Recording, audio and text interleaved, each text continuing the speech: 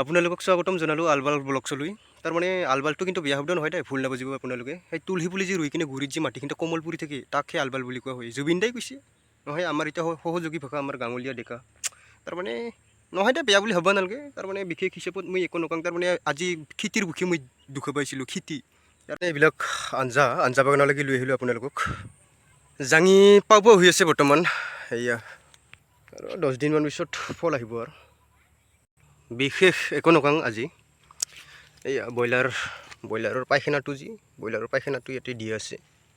আমাৰ ইয়াত তাৰমানে চব ব্ৰইলাৰৰ পায়খানা দিয়ে বনায়। ব্ৰইলাৰ গু বুলি কওঁ আমি লোকেল ভাষাত। মই লোকেল মানুহতো, ট্ৰাইবেল মানুহ। আৰু মোৰ কথাবিলাক বুজি নাপাব বাৰু, তাৰমানে মই অলপমান লোকেল টাইপত কওঁ যে কথাগিলা। ইমান শুদ্ধত নকওঁ তাৰমানে মই। এই আমাৰ লোকেল বিলিয়াৰগিলা বুজি পোৱা টাইপত কওঁ নেকি। আছে এখন আৰু আগত কোমোৰা বুলি কয়, তাকো দেখাই আছোঁ। কোমোৰা আছে বহুত, বেচাই থাকিলেও শেষ হোৱাই নাই এতিয়ালৈকে। 1.5 বিঘামান হ'ব, 2 লাখমান টকা উঠা যাব। মানে বাগান কৰিব লাগে, এনে থাকিলে লাভ নাই। বাল 1 বিঘা মাটিত 1.5-2 লাখ টকা পালে কি বাল লাগে। এইবিলাক যে মাটিত পৰি আছে এনেকুৱাকৈ উঠাই দিব লাগিব, এনেকুৱাকৈ ধুনীয়াকৈ বান্ধি দিব লাগিব। বান্ধি দি কিনে আৰু সেইবাৰ আৰু 10-15 দিনমান পিছত ধুনীয়াকৈ ফল লাগিব। 10-15 দিন পিছত ফল লাগিলে বেচাই থাক, 20 টকা 25 টকা কি।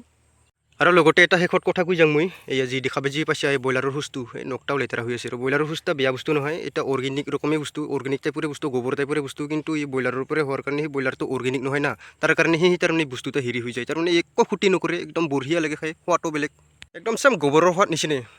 জয় হিন্দ, বন্দে মাতৰম।